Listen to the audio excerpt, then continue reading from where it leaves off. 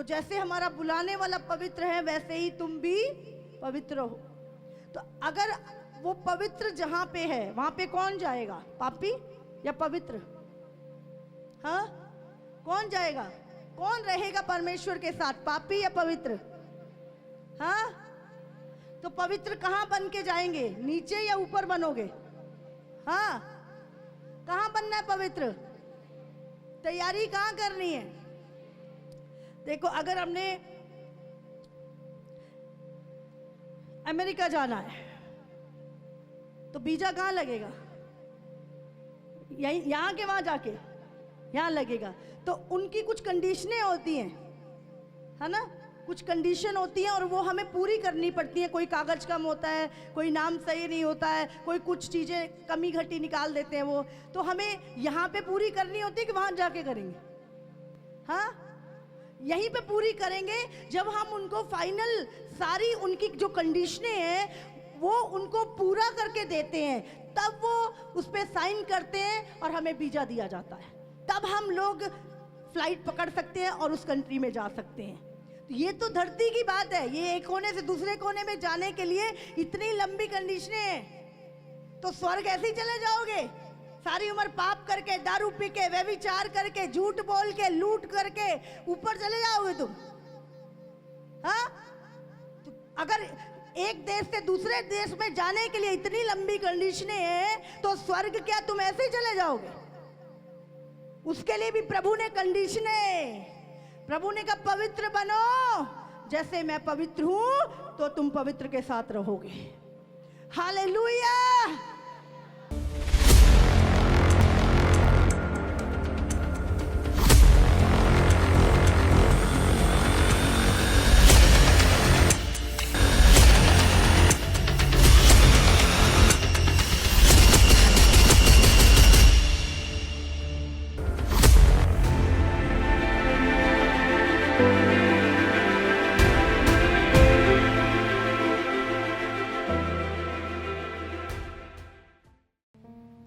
यूहन्ना 14 उसका 2, क्यों कहा जाता है कि वचन से लिपटे रहो? बहुत सारे लोग जब उनको आत्मिक चीजों को करने के लिए बोला जाता है तो वो इग्नोर करते हैं, परमेश्वर की बातों को इग्नोर करते हैं। उनको फिर करेंगे, अभी तो जरूरी काम कर ले, संसारिक कामों में जरूरी है, ये तो बाद में देखेंगे। वो बात पता नहीं आएगी कि नहीं आएगी। तुम्हारा मन व्याकुल ना हो, परमेश्वर पर विश्वास रखो। तुम्हारा मन, जब तुम ये बातें सुन रहे हो, तुम्हारा मन व्याकुल ना हो, परमेश्वर पर विश्वास रखो। परमेश्वर पर विश्वास रखो, मनुष्यों पे नहीं। और मुझ पर भी विश्वास रखो। मेरे पिता के घर में बहुत से रहने के स्थान हैं, यदि ना होते तो मैं तुमसे कह देता, क्योंकि मैं तुम्हारे लिए जगह तैयार करने जाता हूँ। और यदि मैं जाकर तुम्हारे लिए जगह तैयार करूँ तो फिर आकर तुम्हें अपने यहाँ ले जाऊँगा, कि जहाँ मैं रहूँ वहाँ तुम भी रहो। Hallelujah, hallelujah. क्या आप परमेश्वर पे विश्वास करते हैं? क्या आप यीशु मसीह में विश्वास करते हैं? क्या उसके वचन पे विश्वास करते हैं? अगर विश्वास करते हैं तो मैं आपको बताना चाहती हूँ, यीशु मसीह जल्द आ रहा है। अपनी कलीसिया को लेने के लिए यीशु मसीह जल्द आ रहा है। Hallelujah, hallelujah. अगर आप यीशु पे विश्वास करते हैं तो उसके वचन पे विश्वास करें, और यदि वचन पे विश्वास करते हैं तो तैयारी करें, क्योंकि यीशु आ रहा है। हालेलुया। उसने कहा तुम्हारा मन व्याकुल ना हो। क्यों? संसार की विपत्तियों को देखकर, संसार की महामारियों को देखकर तुम्हारा मन व्याकुल ना हो, क्योंकि परमेश्वर तुम्हें एक उत्तम स्थान पे लेके जा रहा है। उसने कहा मैं तुम्हारे लिए स्वर्ग में घर तैयार करने चाहता हूँ, ताकि जहाँ मैं रहूँ वहाँ तुम भी रहो, और मैं बहुत जल्द तुम्हें वापस लेने आऊँगा। हालेलुया। यहाँ पे क्या लिखा है 3 वर्ष में, और यदि मैं आकर तुम्हारे लिए जगह तैयार करूं तो फिर आकर तुम्हें अपने यहाँ ले जाऊंगा, ताकि जहां मैं रहूं वहां तुम भी रहो। यहाँ पे ध्यान रखिए, यहाँ पे क्या लिखा है, जब मैं तुम्हारे लिए जगह तैयार करूं तो फिर आकर तुम्हें वहां ले जाऊंगा। कितनों को समझ में आ रहे हैं? प्रभु क्या कह रहा है, जब मैं जगह तैयार कर लूंगा तो मैं फिर आकर तुम्हें अपने यहां ले जाऊंगा, ताकि जहां मैं रहूं वहां तुम भी रहो। हालेलुया। तो कितने साल हो गए? 2000 साल। आपको क्या लगता है, घर तैयार हुए कि नहीं अभी तक? हाँ, पूरी दुनिया कितने दिन में बनाई थी परमेश्वर ने? 6 दिन में। तो अभी क्या प्रभु 2000 साल हो गए हैं? हाँ, घर तैयार है कि नहीं? तैयार हो चुके हैं। और अब परमेश्वर का आगमन किसी भी दिन, किसी भी घड़ी प्रभु हमें लेने के लिए आ सकता है। क्या हम रेडी हैं? क्या हम तैयार हैं? क्या हम उसके आगमन के लिए तैयार हैं? कि यदि या उलझे हुए हैं बहुत चीजों में, वो अपने आप से सवाल कर रहा है। इब्रानियों 12 उसका 25 और 26। सावधान रहो और उस कहने वाले से मुंह ना फेरो, क्यों सावधान रहो। किसको कह रहा है प्रभु? चर्च को, कलीसिया को, अपने लोगों को प्रभु कह रहा है सावधान रहो और उस कहने वाले से मुंह ना मोड़ो।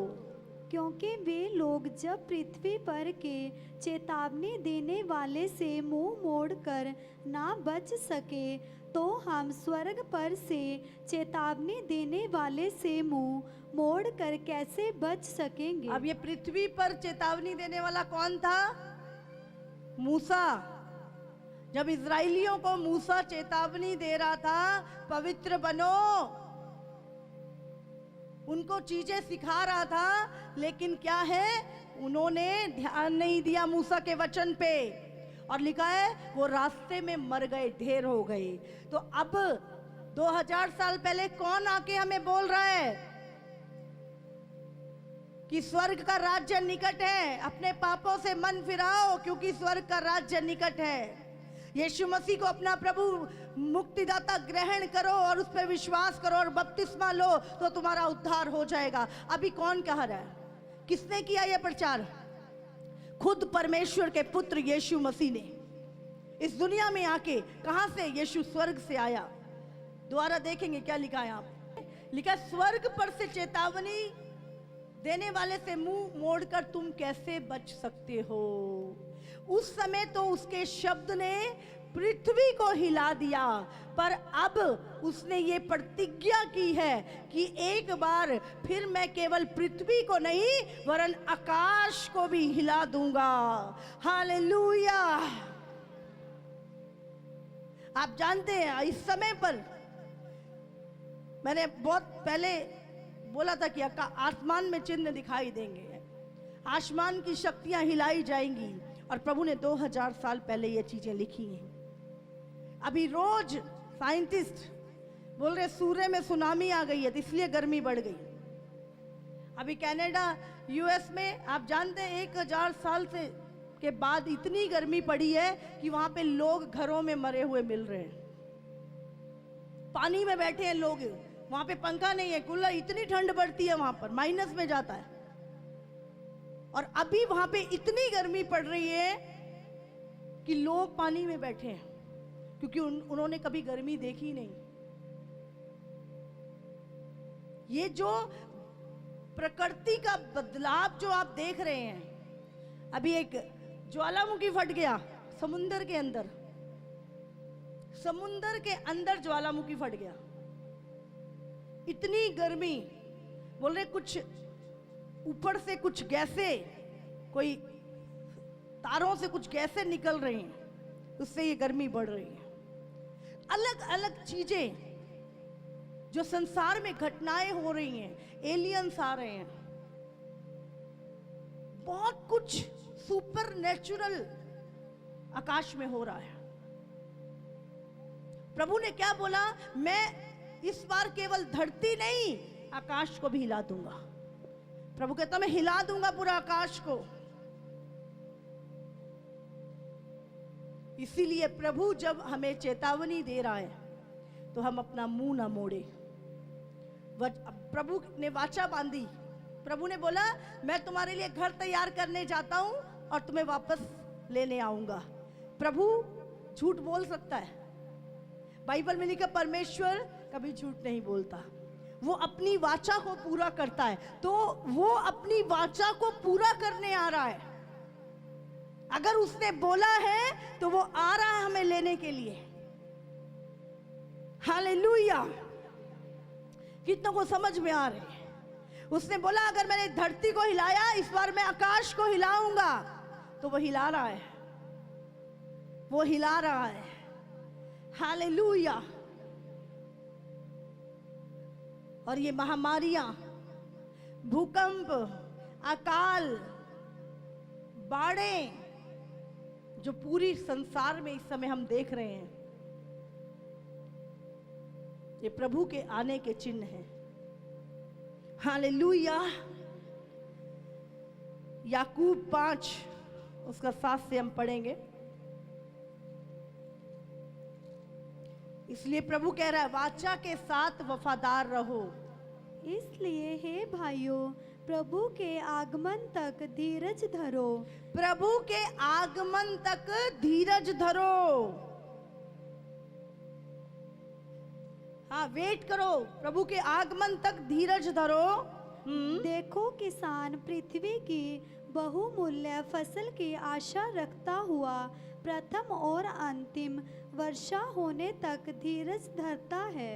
तुम भी धीरज धरो और अपने हृदय को दृढ़ करो, क्योंकि प्रभु का आगमन निकट है। हालेलुया! यहाँ पे क्या लिखा है? धीरज धरो प्रभु के आगमन तक। जब तक प्रभु आना जाए, तुम्हें ले ना जाए, अब तुम क्या है? धीरज रखो, वेट करो प्रभु के आने की बाट जो, अपने आप को पवित्र करो, प्रार्थना में लगे रहो।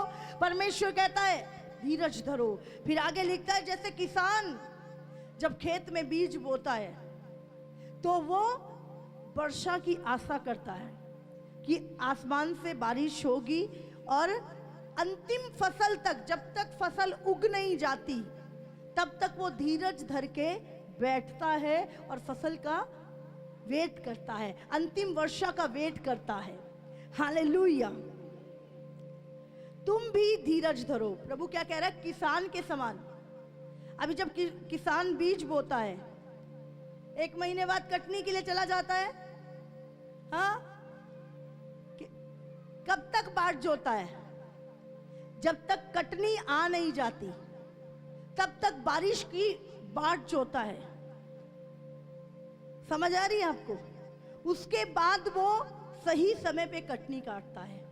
इसी तरह परमेश्वर अपनी कलीसिया से कह रहा है तुम भी धीरज धरो जब तक, और लिखा है क्या करना है? तुम भी धीरज धरो और अपने हृदय को दृढ़ करो, मजबूत करो, अपने दिल को मजबूत करो, दृढ़ रहो, विश्वास में और स्ट्रांग होते जाओ कि नहीं प्रभु तेरा आना नजदीक है, मुझे और अपने आप को पवित्रताई में चलना है।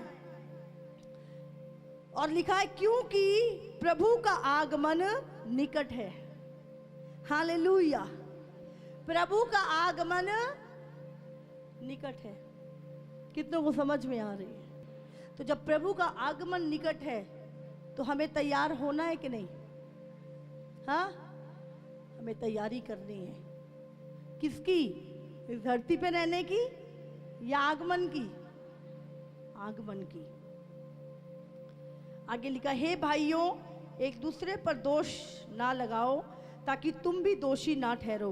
देखो हाकिम द्वार पर खड़ा है। हे भाइयों, जिन भविष्यवक्ताओं ने प्रभु के नाम से बातें की उनको दुख उठाने और धीरज धरने का एक आदर्श समझो। देखो हम धीरज धरने वालों को धन्य कहते हैं। तुमने अय्यूब के धीरज के विषय में सुना है तो सुना ही है, और प्रभु की ओर से जो उसका प्रतिफल हुआ उसे भी जान लिया है। हालेलुया। जब अयूब दुख के समय में उसने धीरज धरा, जब परीक्षा आई धीरज धरा, और लिखा है आखिर में परमेश्वर ने उसको दुगना भाग दिया, दुगनी आशीष दी। हालेलुया। अगर आज हम धीरज धरे हुए हैं और प्रभु के आगमन के लिए तैयार हो रहे हैं, तो प्रभु इसका बड़ा प्रतिफल, दुगना प्रतिफल आपको देने वाला है। हालेलुया। मसीह में की गई मेहनत कभी बेकार नहीं जाती। कितनों को समझ में आ रही है? तो तैयारी इस दुनिया में रहने की नहीं, तैयारी प्रभु के आगमन की करनी है। हालेलुया। 1 पत्रस उसका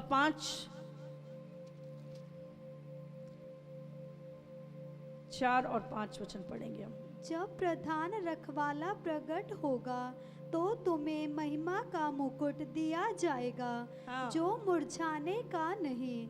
इसी प्रकार हे नवयुवकों, तुम भी प्राचीनों के अधीन रहो, वरन तुम सब एक दूसरे की सेवा के लिए दीनता से कमर बांधे रहो, क्योंकि परमेश्वर अभिमानियों का विरोध करता है, परंतु दीनों पर अनुग्रह करता है। हालेलुया। यहाँ पे लिखा है जब प्रधान रखवाला प्रकट होगा। कौन? यीशु मसीह जब प्रकट होगा तो तुम्हें महिमा का मुकुट दिया जाएगा, जो मुरझाने का नहीं, जो पुराना नहीं होगा, मुरझाएगा नहीं। हालेलुया। और प्रभु कहता है इस प्रकार हे नवयुवकों, तुम भी प्राचीनों के अधीन रहो, अपने अगुओं के अधीन रहो। वो तुम्हें कुछ कह रहे हैं, तुम्हें अलर्ट कर रहे हैं, तुम्हें चिता रहे हैं, प्रभु आने वाला है, तैयार हो। तो प्रभु कहता है दीनता के साथ एक दूसरे की सेवा करो और अपने प्राचीनों के अधीन रहो। हालेलुया। हालेलुया। 1 पत्रस 4 का 13। पर जैसे जैसे मसीह के दुखों में सहभागी होते हो, आनंद करो, जिससे जैसे जैसे मसीह के दुखों में सहभागी होते हो, आनंद करो, जिससे उसकी महिमा के प्रकट होते समय तुम भी आनंदित और मगन हो। फिर यदि मसीह के नाम के लिए तुम्हारी निंदा की जाती है तो तुम धन्य हो, क्योंकि महिमा का आत्मा जो परमेश्वर का आत्मा है तुम पर छाया करता है। हालेलुया। क्या लिखा है? यदि मसीह के कारण तुम पर निंदा आती है, दुख आते हैं, तो आनंदित हो, क्योंकि तुम परमेश्वर की महिमा में सहभागी होगे। पढ़ेंगे हम इसे। तुम में से कोई व्यक्ति हत्यारा या चोर या कुकर्मी होने या प्राय काम में हाथ डालने के कारण दुख ना पाए। पर दुख पाप करके दुख नहीं उठाना, बुरा काम करके दुख नहीं उठाना, गलत का दुख उठाना है तो मसीह के कारण उठाओ। दुख उठाना है तो सच्चाई पे चलने के कारण उठाओ, पाप करने के कारण नहीं। हालेलुया। आगे क्या लिखा है? पर यदि मसीह होने के कारण दुख पाए तो लज्जित ना हो। यदि मसीह होने के कारण लोग तुम्हारी बेइज्जती कर रहे हैं, तुम्हें सुना रहे हैं, कुछ भी तुम्हारे साथ गलत कर रहे हैं, तो प्रभु क्या कह रहा है? लज्जित मत हो, लेकिन आनंदित हो। कहते बाइबल में लिखा है जब पतरस और यूहन्ना को मारा गया, पीटा गया, कहते वो आनंदित हुए कि परमेश्वर हम तेरे कारण दुख सहने के, सताव सहने के योग्य तो ठहरे। हालेलुया। वो उस सताव के लिए आनंदित हुए जो उन्होंने मसीह के कारण उठाया था। हालेलुया।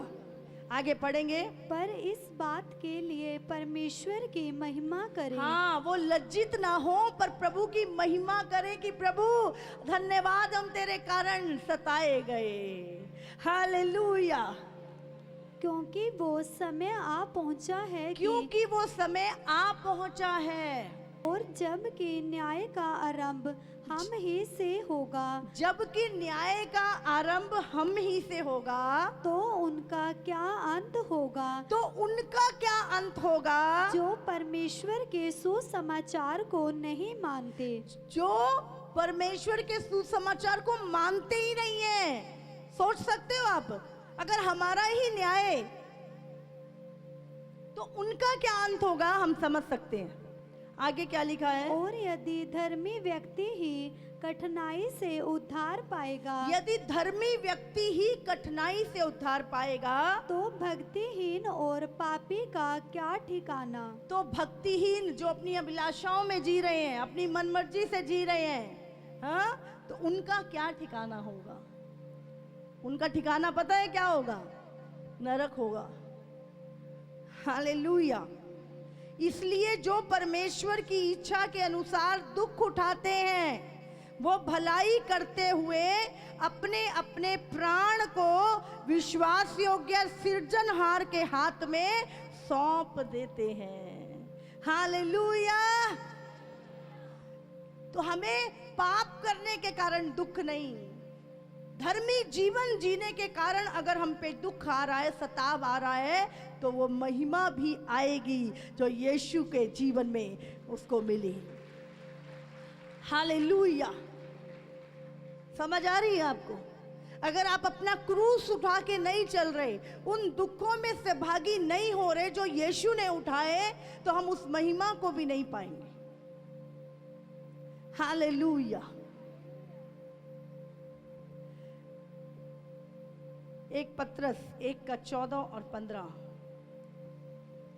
आज्ञाकारी बालकों के समान अपनी अज्ञानता के समय की पुरानी अभिलाषाओं के सदृश ना बनो, हाँ। पर जैसा तुम्हारा बुलाने वाला पवित्र है, वैसे ही तुम भी अपने सारे चाल चलन में पवित्र बनो। और आज्ञाकारी बालकों की नाई अपनी अज्ञानता के समय की पुरानी अभिलाषाओं के सदृश ना बनो। जैसे तुम पहले चलते थे, पहले शराब पीते थे, गलत काम करते थे, जो भी करते थे, प्रभु कहता है वो छोड़ दिया, अब तुम नए हो गए हो, तुम नई सृष्टि बन चुके हो। हाँ, आगे पढ़ेंगे।